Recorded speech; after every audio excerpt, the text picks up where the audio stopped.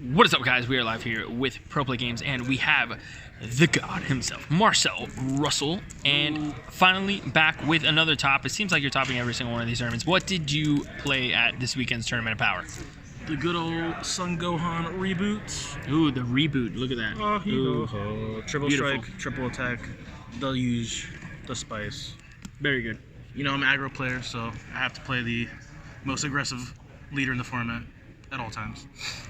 Your list finally going public. For those of you who are patrons, you have seen something similar with this list already. But for those of you on YouTube, this is the first timer, so let's spoil the spice for the first time publicly and check out what you did to secure a top 64 placing. So, most people are playing this with blue-green because, you know, it's a green leader and you want to be able to play with Senzu Bean, all that good stuff, and untap all your energy. So, I went a different route and decided to play blue-yellow. So blue-yellow, Beerus. This is your check land, so whenever you're charging after you already have a multicolor blue-yellow in your energy, this comes untapped, so it's easier for, you know, your charge phase choices. Helps you out a little bit. Got 2 weeks coercions. This is for the mirror match. Wait. You don't play negates.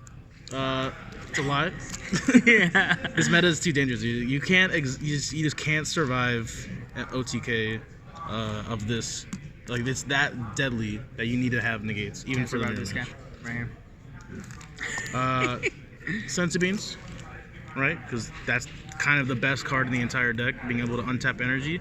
The game only lasts 2 to 3 turns usually, so being able to use as much energy as possible within those 2 turns is a godsend. So you definitely want to have Senzu Bean in any variant of Gohan. Best super combo, since you're a green leader, we're going to abuse Paragus. Warp, draw 2 warp 1. Great because you get to see the cards before you warp. Helps you pretty much get anything you need, filter your deck really fast, and get what you need out of your hand at the same time. Alright, so we're going to go to our Awakening package. All Gohan leaders need to get to 5 life before they can do the triple attack play. So you're going to be playing as many self-awakeners as possible. So we got our SS3 Goku. This is from the baby structure deck. It's essentially Kaba from set 1. When you attack, you take a life and you gain 10k power and double strike, so it's a 15k double striker for 1 energy. And that self-pingy is very, very important. Alongside our Krillins, this is the 15k crit 1-drop when you take a life to do so. So between those 2 cards, as long as you get to 5 life by turn 2 or 3, you're golden with the triple attack play. So within blue-yellow, the best package we can play is going to be U6. So starting out off, we got our Khalifa, Bold Sister, top 5 searcher for any U6 blue or yellow card. No restriction on that, just be blue or yellow and U6. No cost restriction. Cannot be KO'd by your opponent's skills, but minus effects do kill it. So is that all, you guys? A really good counter to this card. Especially if you have 2 on the board, this kills both of them. And if you are able to deal with it mid-battle, it's very, very, very powerful. Up the ladder, we got Khalifa, Troublemaker. So this is our 3rd self-ping, by the way. So this also takes a life, but it costs 2 energy instead of 1. But it is sometimes very, very worth it, because when you take a life, you can tap your opponent's energy, which can be very, very crucial, especially if they have 2 open. This prevents Toppo from ever seeing any play. So the evolve, we got the 4-drop Khalifa. Whenever at the end of battle, after you combo with this card, choose any of the 1-drop or 2-drop Khalifas, or even the 4-drop if it's already on the board, and evolve on top of it. You can tap a battle card or your opponent's energy. Great for preventing your opponent from negating, because you want to make sure that these triple strikes go through. So you tap their energy first with your Khalifas. The way to get that out is you're going to cheapen the combo of the Khalifas with the Champa Vados. Greatest card in U6, allows you to combo out all the 1 plus 10Ks for 0 plus 10K instead. Arrivals for only 1 yellow, as long as you combo yellow and blue card. Very, very resilient. This was actually one of my favorite cards to dump my hand on, because if your opponent somehow kills it during battle, you can just pitch 1 card and it comes back into play, taps 1 of their energy, and it doesn't even leave the field mid-combo. So it doesn't even leave the field, so the battle continues, all your combo stays, and you can dump your hand safely on that card. So cheapen it into play, because it is a rival for 1 blue-yellow, or your hit rapid movement. We're gonna play 4 copies of this guy. Whenever you have a blue-yellow multicolor energy, this card is a 0 plus 5k instead of a 1 plus 5k, which means 1 card equals blue and yellow. Gets your Chamba Vados on the board for only 1 energy, 2 cards out of your hand. Very, very strong.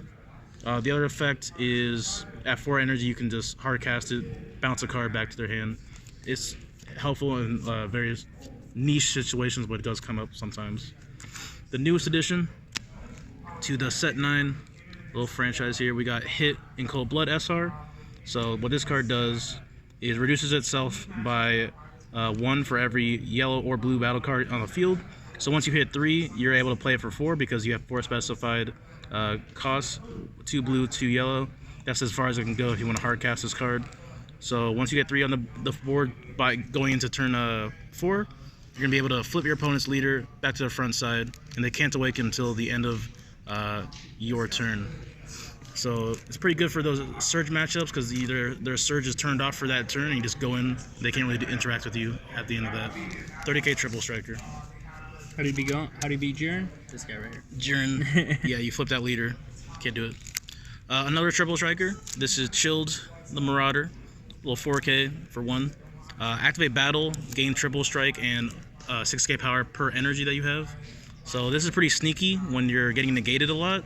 You can attack with this card, and if your opponent doesn't negate it, you can Senzu Bean up your energy, pay 3, dump your hand, triple strike for like a 1-cost attacker that they have to negate, or else you can potentially just triple strike them out of nowhere. It's a little one-of, it's a cute little tech.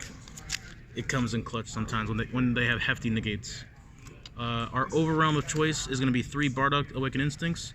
So your deck runs really, really fast, low to the ground. You only have 2 to 3 turns to play. So what's better than drawing 2 more cards on top of your Paraguses? So you just draw 2, pitch 1. It's literally just more copies of Paragus in your deck, essentially. And it's an extra attacker if you need to enter combat for other reasons. Maybe to combo Khalifa to tap their energy. Last card on the main board, Champa. I know that this leader has triple strike and all that, but it's really cool to just dump your hand on like a Champa Vados for double strike because it's kind of like protected. The best way to do it is to triple strike them from 5 to 2. So not only is your leader lethal for triple strike anyways, but you also have everything else that's double strike potential to win. So it's really, really strong. Alright, so our sideboard is a lot of tech options. 2 more weak coercions. Again, mirror match. You just, like, if you go second, you're going to have a lot of trouble. So you're definitely going to want to negate as much as possible to survive 1 turn, and then you just kill them on the crackback with your own leader. 2 desperate measures. This is for Topo. Very, very annoying card against this deck. You can push through Topo sometimes, but only when they're probably in like lethal range already. But definitely this is just for Topo. Crusher Ball. This is also for the mirror match. So you gotta be very crafty with this card. When your opponent is going to try to awaken with their self-pings, their wool 1-drops, you're going to Crusher Ball it so they can't actually attack with it, and they won't be able to self-ping themselves, and you'll be able to surprise them there and then kill them back in return. Versus Invoker, you're going to want to play Son Goku Close Quarters, kill their 3-drop barrier, deflect guy, very annoying, and it shuts off their, what do you call that, the keyword, the U7 invokers. The invoker keyword just shuts off mid-battle because you combo it and kill it instantly, so that's really useful. Unexpected turn, this is for Jiren. They have to have 3 battle cards already, and they're just attempting to play the 4th one. If they're all 2 or higher, they can, the card trying to come into play will die, and you can choose the rest of their battle cards, ignoring barrier, 2 or less, and they all get warped. This gets around a lot of their effects because most of them say when they go to the drop area, they get their effects, but since it's getting warped, they don't even get their effects. And then they have no cards on the board, boom, you go for game because Jiren's effect is offline now. Having Wizard Demigro, this is for any deck that runs huge bombs really early, like a 6-drop Broly. It's very annoying for this deck when you're trying to combo Cauliflas and they just pop it. So if you combo this first and then your Cauliflas, you're free. 2 Whis.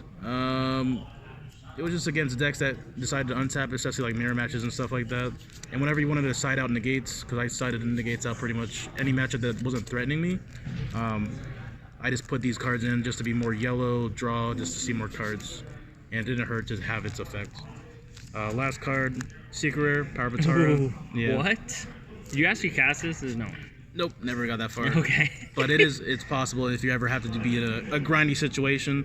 I sided it in every game, actually, just because I took out negates most of the time, and I just wanted to have combo power that's U6, so it turns into a 0 plus 10k combo Blue, power. yellow also? Yeah, blue, yellow, energy, all that stuff.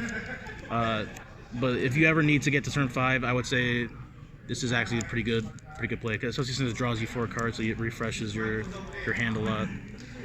But yeah, that's the deck. Nice. Any shout outs, anything about the event that you want to talk about? Shout out to Dayland Mag. This was an amazing event. It was really, really fun. Both days, we actually did pretty good in the Team Wars. We got first place. One. Oof. Right. If you guys want to see that deck profile, let us know. But it's nothing. That format's not really relevant. Yeah, it's not real. But yeah, I really enjoyed my time here. Congratulations to everyone that came out here. Thank you guys. And thanks for the deck box, Robbie. Appreciate that. Shout out to Robbie. He made top 32 at the event too. Yeah, dude. And shout out to Public Games. Appreciate you guys. But that's all I really have to say. Awesome. Thank you guys for joining us. Till next regional coming up here, I believe in March or April. Make sure you guys subscribe to the Patreon if you haven't already for some competitive content. Till next time. Peace.